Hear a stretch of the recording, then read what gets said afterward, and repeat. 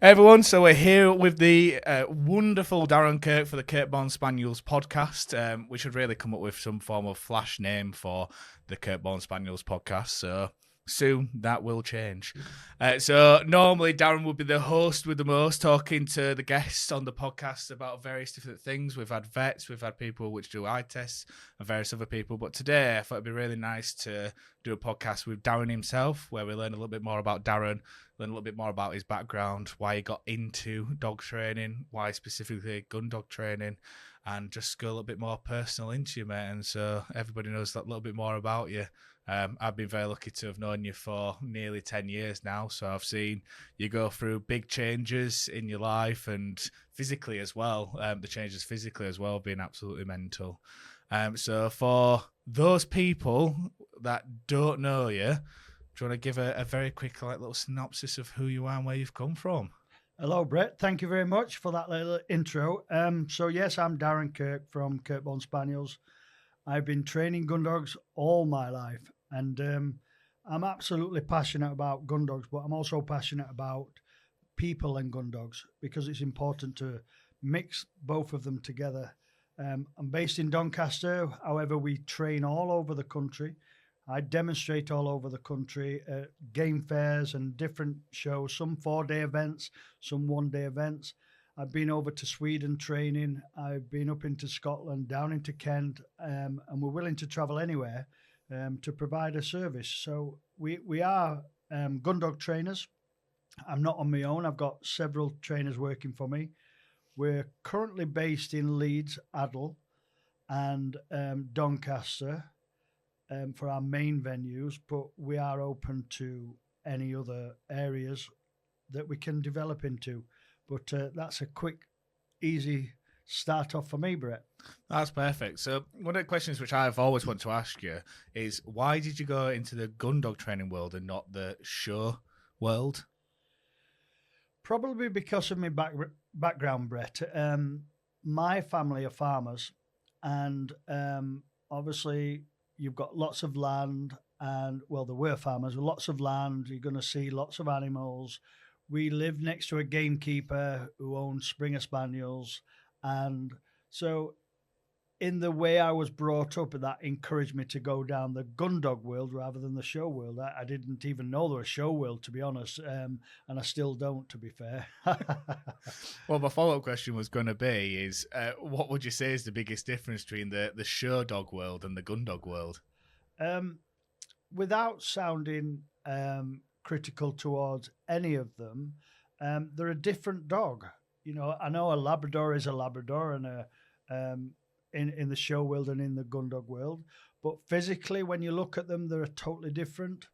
I'm not here to suggest that any dog's better than any other. I'm not here to do that, and I won't do that. However, I would not have a show dog to particularly do what my dogs do.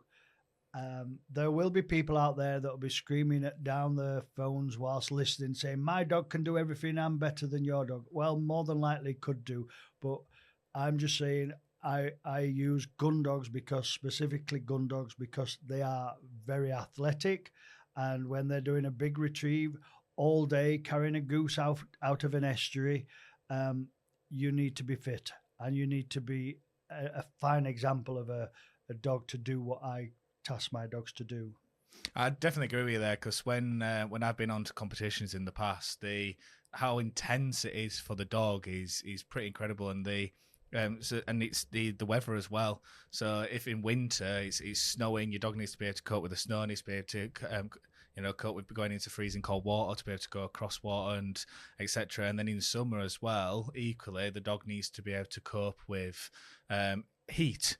Yes. And for me, and I might be wrong with this, but I've always found that working dogs are better at acclimatizing with the temperatures as well. Like my dog sheds so much when it comes into summer. His undercoat just comes straight out, and he's fine with the heat. Then in winter, he like grows outwards because he's got such a large undercoat, and the oil of his fur as well means that the mud just drops off him. Whereas when I used to bring a show dog when I first started, I'd send her into the mud. It takes me like a week to get all the frigging mud out of her. Whereas with Arrow, I can just literally put him back at car. By the time I get home, the mud's come off him. So I you definitely agree with you using the gun dogs. Yes.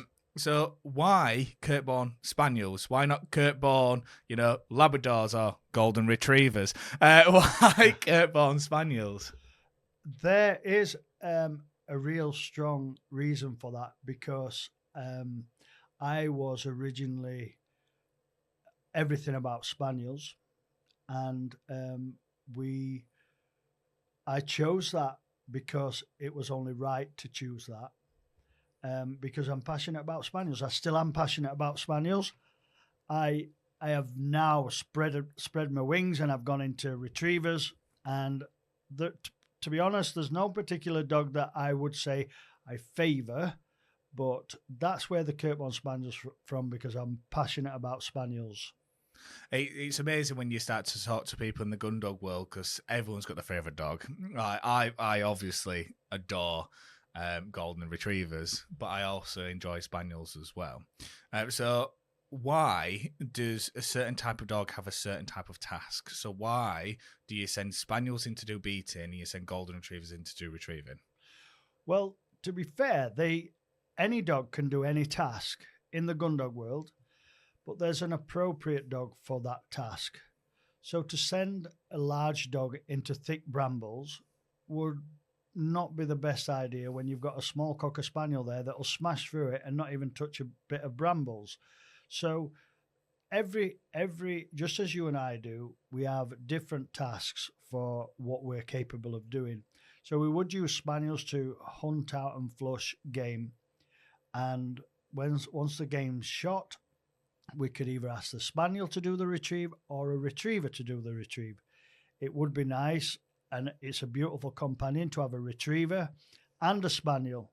So you're working your Spaniel at one side of you, and you've got your retriever walking at heel. When something's shot, you can send your retriever. If you're not able to have both breeds, it's nice to have a mixed set of breeds within the shooting line. So, for example, you and I go shooting. I'm hunting my Spaniels, and I invite you, and you say to me, I'll do alt retrieving on this side, you do alt retrieving on left, and it's a perfect companionship. So each one complements each breed. So Spaniels are great at hunting. They'll never give in. Sending a retriever into some thick cover is not the best, and damage to tails, and for some reason a Cocker or a Springer or any Spaniel can get into the cover without doing much damage. You stick a Labrador or any bigger dog into cover, they're going to start doing damage. And once you see that, you've got massive vet bills, and we don't want to go there. I definitely agree with you there. Just from my own experience with having a very stupid dog, I can't remember if you were there for one of those training sessions where we had to get the dogs to jump over the wall, and Arrow just ran straight into the wall, and he just didn't stop, and then he got back up, looked at me, and then jumped over the wall, and he was absolutely fine. But if I was to send him into heavy cover, like you said, I know that he'd come out with something sticking out of him, because that's just the type of dog that he is. Yes. But equally, I could send him, I could just keep pushing him back, and he'll just keep on going for as long as I wanted him to go. So tell us, let's go a little bit more into the basic side of gun dog world, because there'll be people which listen to this who have got a dog and they want to come gun dog training, and they'll go, what the hell is gun dog training? So for somebody who has never heard of gun dog training before, why should they bring the dog to it? Well, gun dog training is just a term we use because we use the guns outside of the dogs. However, I would suggest that over 50% of the people that come to our classes actually got pets. And I encourage them to come, because gun dog training, what we call gun dog training, is relevant to any dog, whether it's a dog that plays in the park or a dog that works in the field. Gun dog training is obviously around training a dog to be sufficiently trained and safe to go out into the field, do what we want it to do in a safe manner, and we come home from the end of the day and have a great day. The same dog as a pet can have the same type of training, because we want our dogs to sit, we want it to wait, we want it to walk to heel, we want it to have fun, we want it to go and fetch things. So the same type of training can apply to any gun dog breed. It doesn't have to actually be your passion, your sport. Some people shy away from it because they think that gun dogs mean that they're going to walk around with pheasants all day in the mouths and rabbits. Well, I do get them questions asked, and some people have said I'm not into shooting at all and I don't particularly agree with it. And well, that's fine. That's just an opinion. Everybody's entitled to an opinion, and I'll never question their opinion. But training a dog as a gun dog is good for any dog, pets, gun dog world, or whatever discipline. I have people that do agility but still do gun dog training with us. And one particular lady, she had a Springer Spaniel. She used to tell me, oh, we're doing really well in agility. And then she'd come training with us and the dog did really well in training. So, and they're totally different spectrum. Like, get your dog go crazy on agility, and when you come gun dog training, sit it down and be calm. So gun dog training is a great way for anybody with dogs to get discipline with the dogs and great manners. And how lovely would it be to go for a walk in a park and not worry about your dog running off or chasing after a rabbit? And whether that's pet or gun dog, if you train him in the gun dog way and the Kirkbourne Spaniel way, you're going to enjoy your walk. You're not going to have to keep your dog on a lead all day. I walk out with all my dogs and people must think I'm nuts because I don't take any leads. You know, the only thing I take is my dogs and poo bags. And people will see me and say, oh, he must be nuts. You know, but I'm not, because when I ask them to heel, they all heel. They all stay with me. And when I ask them to go, they go. And they run off, and, you know, it looks tremendous when you've got 10 dogs running down a field just galloping away. And all you do is call them back and they come back. It's just a beautiful feeling. So pet dogs, gun dogs, it doesn't matter. It's a great way to train a dog. So how many dogs would you say you've got currently? In the kennels, or what I own? Oh, let's do both. I would say there's around 30 dogs in kennels. I currently own, I'm going to have to count now, 1, 2, 3, 4, 5 dogs. So it's 5 is very, very few for me at the moment.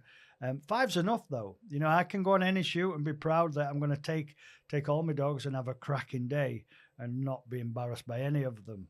5's a really good number as well. However, there's more coming. You know, I've got more plans, and things are going to get busier. So yeah, at the minute I've got 5 dogs. That's Springers, Cocker Spaniels, and Labradors. So, as somebody who has more than one dog, do you find it any harder, or do you actually find it easier to train new dogs? New dogs. So to be honest, whether I've got 1 dog, 10 dogs, 20 dogs, I'm going to train them in the same way. What the benefit of having more than 1 dog is, when 1 dog's being a plonker, I can put that away and just get another dog out. And if that dog's being a plonker and not adapting to the training, I'll put that away and get another one out. Once I've run out of dogs, I just go and have a cup of tea. So going back to, you said that your family was from a farming background. Yeah. As a child, did you have many dogs in the family, or did you just have 1? Or So we always had dogs in the family, and a variety of dogs. There were from Jack Russells, Springer Spaniels, Alsatians, and so we always had dogs. But my first experience of a particular gun dog, which was a Springer Spaniel, my father brought home a Springer Spaniel that he's seen wandering in the fields, and I was so excited about it. The dog come up, look, my dad's brought this dog home. I immediately took ownership of the dog, and I was so excited about it. I watched its behaviors. I watched what it could do, what it couldn't do. It would sit and it would fetch things to me, and I was really, really excited about it. And I claimed the dog. Unfortunately for me, as a 6-year-old child, the real owner was found, and the real owner wanted his dog back. It was a fully trained gun dog. I didn't know at the time, a liver and white Springer Spaniel, and I couldn't comprehend that. We found it, Dad. We found it. Why should we give it back? It's ours now. He lost it. It's his problem, you know. And my dad said, "Look, don't worry, don't worry. It's got to go back to him." And as an adult, we appreciate what is right. But as a child, I got very upset, and I did all sorts with that dog. I got it to sit, and it walked with me, and I take it everywhere. And we had it for a few weeks. And my dad said, "Don't worry, I'll sort you out with another dog. I'll get you another dog. Don't worry." And so I had a liver and white Springer Spaniel that were doing everything as it were told. It was going back to its original owner, its rightful owner. And my dad promised me I was going to get another dog. And of all the dogs that he bought me, it was a bloody Jack Russell. And the Jack Russell we bought, I think she was called Sandy. And my dad brought it home. And looking back, it was a Jack Russell, and I can quite question that now. But as a child, I didn't care. It were a dog, and I could mess around and train it. And I did, and I trained it. I trained it to sit, I trained it to fetch, I trained it to do all sorts.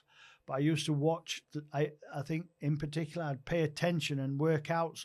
When something wasn't going right, I'd work it out how to make it right. And I did it all myself. So I've learned a lot of this stuff by myself. And I ended up having a really good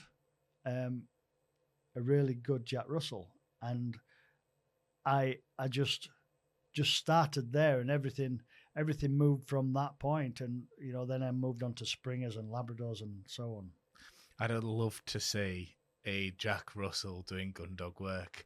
You know, could you imagine a Jack Russell going and doing a long retrieve? That'd just be an unbelievable sight. I don't think it'd be able to handle it, bless it. So you had a Jack Russell from 6 years old onwards. But at what point did you go in your life? Now is the time for me to start doing gun dog training? Well, it was a natural progression from just the love of dogs. And I trained lots of dogs. My next door neighbor was a gamekeeper. I got chance to go beating with my dogs. I got chance to work my dogs. And people used to say, "Oh, that's a lovely dog. Who's trained that for you?" And I said, "It's my dog." And as I got older, people used to talk to me about training, and I didn't really know much about training other than what I needed to achieve. I knew I had my dog to hunt, sit still when told, and fetch when told, and that were the very basics. But when people saw what I'd done, they're like, "Oh, that's a great dog. Why don't you come beat him with us?" And it's progressed from there. And some 18 years ago, I retired from working in the waste industry. I just basically had enough of all the paperwork and environmental legislation and license legislation. So I decided enough was enough, and I was going to follow my dream. And I started training my dogs as a job, and we also got one of our lifelong members club members decided to get the club going. It wasn't my idea. I was just retiring. And she said to me once, she always calls me Daz. She said, "Daz, why don't we get together and train together?" And I said, "Right, okay." So we had a forum going at that time, and along came 14 people to our Stills venue, Stubbs Hall, on a Wednesday evening. 14 people. I think we charged something like £6, something like that, which people can't buy much for £6 now. So 14 people turned up. We trained. We enjoyed it. We I was a trainer. Everybody said, "Can we do it next Wednesday?" And I said, "Yeah, sure." And then it just grew from there. It then just, I mean, it's gone crazy. Where we are now to where we were all them years ago is just phenomenal. I've got a brilliant team that support Kirkbourne Spaniels. I've got club secretaries, I've got events managers, I've got team managers, I've got trainers, I've got a shop manager. Everything is working so good, and that it's that's a big from zero to hero, I guess. But yeah, I absolutely love what we do. I think something that you just said then is really hits home with the gun dog community is that you said that you didn't set this up; it was somebody else that did it for you. And having been part of this world for a while now, I'd definitely say it's a community of people that want to help and support each other. Because when you go and do a gun dog competition, there is certain people out there which are in it to win it, which is absolutely fine because it's who they are. But the vast majority of people, if somebody fails, they'll go, oh, really sorry, genuinely, sad for them that they failed and go, oh, next time try doing this, this, and this, and genuinely try to help people. So how much has the community played in you actually staying in this and making this your career? Well, if you look at some of the older members that come to Kirkbourne Spaniels, they actually don't call it a club, they call it a family. And I think that's really important, that it will always remain a family. It's a family of people, who share the same passion. And regardless of what situation you're in, what type of person you are, you can turn up to one of our clubs and venues and be welcomed instantly and be comforted by the knowledge that we've been there. We've gone through all that stuff you're going through right now. Don't worry. I've seen people walk away in tears, and I've said to the class, hang on a minute, go and play with your dogs. I'm going to give this person a cuddle. It can be a man, it can be a woman, it can be anything. I will make sure that they don't leave upset. I want to encourage it. And I have seen people in tears. I've seen people sat up on Stonewall with their head in their hands, crying their eyes out, and the dog running around like a tool. And I understand this, and I've been there before. But the family of people, you can be stood in a line of people, and I'm demonstrating with my dogs, and I'm explaining what to do. And one particular dog's been naughty next to a more experienced handler. That handler will turn to them and say, why don't you try this? They're not interrupting my training, but everybody's there to help. And there's a family of people. Kirkbourne Spaniels are just awesome. I'm not just saying it because of me, because I own the business. I'm saying it because that's what people have told me. It's a family. It's not just a club.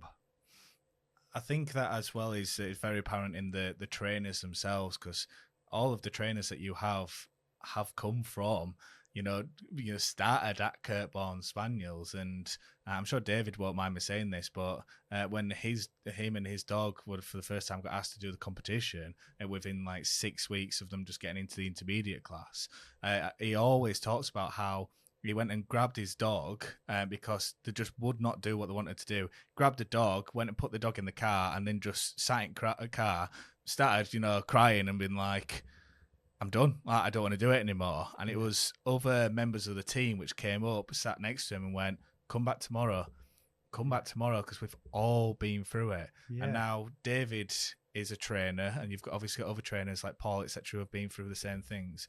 And now he's talking from experience. So when I, as somebody who comes along to it, if I'm having trouble with Ara or one of the other dogs which we might have with us, he will say, and he'll have life stories about it as well. And I think that's such an important aspect of the trainers themselves. So from a you perspective, what do you look for when you're trying to find a new trainer for Kirkbourne Spaniels? Because you've had thousands of people which have come through, with their dogs, etc. Why have you picked these particular individuals to be your trainers? I could answer this really short and make you fire another question at me, but I'm not going to be that cruel. I'll tell you the fast answer. It's because they listen. But in general, I'll see somebody developing with their dog, listening to me, paying attention, and understanding a dog. It's not just about dogs, it's understanding about the actual handler as well. And if I see somebody passionate enough and willing and wanting to get stuck into this, I start seeing people develop as handlers. For instance, Paul, one of my trainers, is an amazing guy. He's so helpful, and he will help anybody. He does lots of one-to-ones, and he started off with a one-to-one many years ago, and he's now entering competitions, and he's a great guy, and he's got so much knowledge. We've just got Mark. He's one of our new trainers, and he's a really good guy. He spent loads of time in novice class with me. He's got a really well-trained dog that's been in team. And he's listened to me. And if you were to hear him talk in a training class, he covers off everything I do. And those are the people that I need to be in our team. And I would not have anybody who's not understanding or sympathetic to somebody who's having issues. And the feedback I get off the customers, the handlers, is phenomenal. And if I do get a really nice message, I send that to that particular trainer, and it's nice to pass that on. I don't want to just hold on to it and say, oh, well done, Mark, you've done a great job. I'll send him a message, look what they've said about you. Sometimes it might be opposite, though. No, only kidding. But for me to answer your question, for me to pick someone, I've got to see somebody passionate, and I've got to see somebody who can actually do what we're required for training dogs. So going back to that community then, so obviously as a gentleman who unfortunately passed away, and when that happened, so many people were devastated by it because so many people knew him. And one thing which absolutely amazed me was how you handled it as well, because you made an award for that person, and now people can win that award, and it's created a legacy for that person as well. So how important is it to put that type of thing into the community as well? I think that's a personal thing that I did. I believe you're talking about a man called John, who we did an award, and John unfortunately passed away due to a motorcycle accident, and he was just a normal customer, but I liked him. I was passionate about him. His wife Mandy used to come training as well, and he was a really nice guy. And I got a phone call off his wife saying, Darren, I've got some sad news, and she told me that, and it did break my heart to hear what's happened. And I wanted to do something that proved that we care about people in our club, prove that you're not just turning up because you're a number, you're turning up because you're part of a family. And I know that anybody who's in our club and becomes part of the family will always be taken care of. And I genuinely mean that. There are endless people that said to me, I'm sorry, I can't afford to come this week. And I said, don't ever tell me you can't afford, just turn up. I'm not having you not turning up training because you haven't got that amount of money in your pocket or in your bank. Please still come, we'll sort it out. And that's how I am. It's not about money, Brett. What it is about the community and training, and I love what I do, and I'll maintain that until my last day. And there'll be loads of people listening to this now, because I never tell anybody. If you came to me and said, Darren, I can't afford to come next week, and I genuinely say, don't be silly, you get yourself there, forget about the money. And there'll be loads of people listening to this podcast, I can guarantee you, say, that was me. And there is lots of people that sometimes do struggle, and all you have to do is tell me, and that's fine. It'll never be passed on to anyone else because it's yours and my story. And that's what makes Kirkbourne such a special place. And I can definitely account for that, because obviously me and Emma been together for now 12 years. And when we first came to gun dog training, neither of us had very much money. She ended up getting into the team, and I was training with her. And it's expensive to be in the team, and it's not because you've made it expensive. It's that we've got weekly dog classes come to it. We had 2 dogs come into it, and then we were doing Wednesdays and Sundays, and then we had shoot days and stuff as well, which we needed to come and do because we wanted our dogs to achieve the best they could do, not just for our dogs, but also for the team that we're in as well. And I remember Emma sending you a message saying that we just can't afford for both of us to come on this particular shoot day. And you said, don't worry about it. And they want any follow-up questions, want anything to do with it, want or pay me in 6 months. You just went, don't worry about it. Yeah. Now, obviously, I'm not encouraging people not to pay you because obviously you need to earn a living from this. But it's just really nice that the thing which matters the most to you about Kirkbourne Spaniels is the dogs and the community, and money comes as a byproduct of that, because you could be far richer than what you are right now if you wanted to truly commercialize all of this. I think I've been asked 3 times now for Kirkbourne to be bought because of the business is good. And I've always replied, no, because you can't buy me. However you look at it, I don't want to sell me, and I'll never work for someone again because I've done all that, and I am my own boss, and I love what I do, and I'm passionate about what I do, but it is me, behind the Kirkbourne sign is me, and it's not for sale. And I love what we do. There is no reason for me not to love what I do. How many people can say that they're getting paid for a hobby that they love? And I am passionate about it. That said, I'm trying to slow down, but and not be lazy, but I'm trying to chill out a little bit. But some new ideas have come up, and it sounds like I'm going to get really busy, and I'm excited about it as well. So I'm willing to put more effort in, and it may be only for a few years, and then I can sit back and relax a little bit more. But I'm willing to do anything I can to make Kirkbourne even greater. And I think from the conversations we've had about the development of the organisation as well, one of the things we talked about was the branding of Kirkbourne Spaniels. And when we were talking about it, it was actually Brian which brought it up about the name change, and you said straight away, no. And it wasn't even like, let's discuss it a little bit more. You went, no. And I think the reason why is, you just said it there, is because of you are behind it. But I feel like you identify with it as well. It's part of who you are, is Kirkbourne Spaniels. Yes. And it'll never not be Kirkbourne Spaniels. And I think even if over the years you start to slow down, which I don't think you ever will do, because you've retired once, mate, and you've ended up having a full-time career.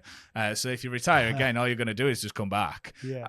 I think, though, that what will happen is that you'll just do more and more with the community and do more and more with the developing of the people side of it as well as the dog side of it. I think that's what's going to happen. So from a you perspective, what's one of the things that you're really looking forward to that might happen over the next 12 months?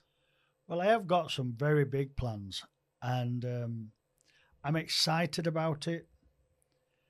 Depending on venues, there may be a change of venues, but just from a club perspective, we're going to do podcasts like today. We're going to do training videos. We're going to do training plans. There's lots on there for people to develop, and not always turn up to site to train the dogs. And not everybody can. The cost of fuel right now is horrendous, and for you to, there's not only the cost of training, there's a cost of getting there and back. So we're going to be putting some really good modules together so people can say, yeah, I want to learn how to walk my dog at heel. I'm going to click on that button. It costs me X, Y, Z, but I'm saving money because I'm not having to travel in my car. And there'll be loads of different modules, and I'm really excited about that. And the development of Kirkbourne. We have some bigger plans where we eventually, when we find our own venue, that we can have our own clubhouse. and where people can come to the clubhouse and have their breakfast, then go training, and then have a cup of coffee. But that's when once we find some new land to do that. It's going to grow. There's no way it's going to stop. It's going to grow into such amazing things. And like today, we're sat here doing a podcast for our listeners, and I'm not trying to sell anything to them. I'm just being open and honest, and it's lovely for them to understand and feel the passion from yourself and me in what we're about to achieve and what we've already achieved. And that's why I'm here today. And there's more podcasts to come. It's exciting. We're going to do it on a monthly basis, best we can, getting people in from our sponsorships to vets, eye clinics. We've got all sorts, insurance companies that are joining hands with us. So there's so much to do in front of us, Brett, and it's really exciting. Really exciting. I'm definitely very excited about it as well, and having these conversations with you, because being part of the community, there's literally thousands of people in the community. Even though you might only be part of one team, which might have 10 to 15 dogs into it, or if you go and do competitions, it might be 4 dogs part of it.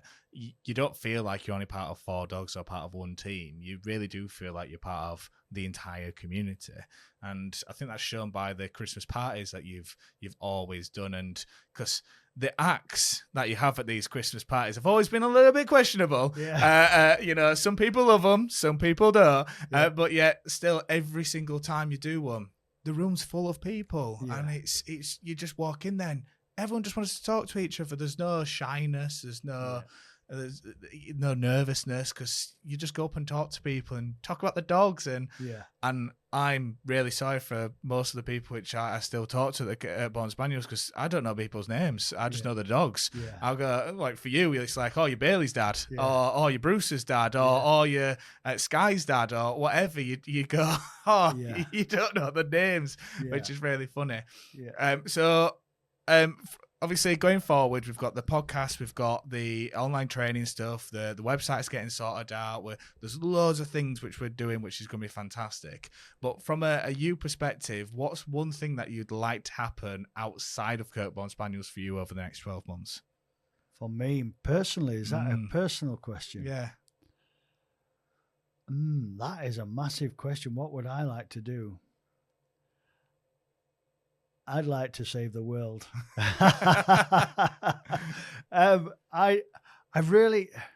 It's a difficult question. I just want to be happy. I want to be happy. And if I can be happy, seeing other people happy and make other people happy, that's all I've ever wanted really in life, to make people happy and make people smile, make people achieve. And if I can do that, I'm happy. I don't really need a lot for myself. And for the fact that we've got so many people in the community, some people this will be the first time that they've heard you say that you're trying to find a venue. So what would be the dream venue? And if anybody listening to this wants to donate it for free, that would be absolutely amazing. But what would be the dream venue for you, or the land that you need? Well, I've been looking at some land. Unfortunately, I hung about too long and it sold. But this land was an equestrian centre, but quite a large equestrian centre with quite a lot of land. There was planning permission on there. There's already stables on there. There was a pond on there. There was wooded area on there. So it's all about budget, really. I'm never going to be able to train a team of dogs in a back garden. So the more land, the better. And we can develop that land from there. It has to be, a flat field's okay, but a flat field with a wall in is better. A flat field with a wall and a wood is better, and one with a pond in is better. So it's whatever's out there. But unfortunately, that piece of land's gone now. But I'm constantly looking and constantly trying to develop Kirkbourne Spaniels as venue. So if there's anybody out there which is a lord or lady of loads of land and, they'd like to donate it to Kirkbourne Spaniels instead of paying inheritance tax, I would think that this is the perfect person to give that land to. Yeah, we could do a deal. I'll train your dogs for free if you let me have your land. Yeah. So for me, I'd like to say thank you very much for today, and we're definitely going to have to do this again and talk about other areas as well, because there's so many questions that haven't been asked today. But thank you, and thank you for what you've done, and thank you for building up the community that you've built up. It's a special place to be, and I'm looking forward to more people becoming part of the community over the next few years. Well, Brett, thank you very much for letting me come here, use your facilities, which is phenomenal. I've met some lovely people that are working on our website, and um, as you know, I'm passionate about what I do. It's clear that you're passionate about what you do. Working together is going to be phenomenal, and thank you.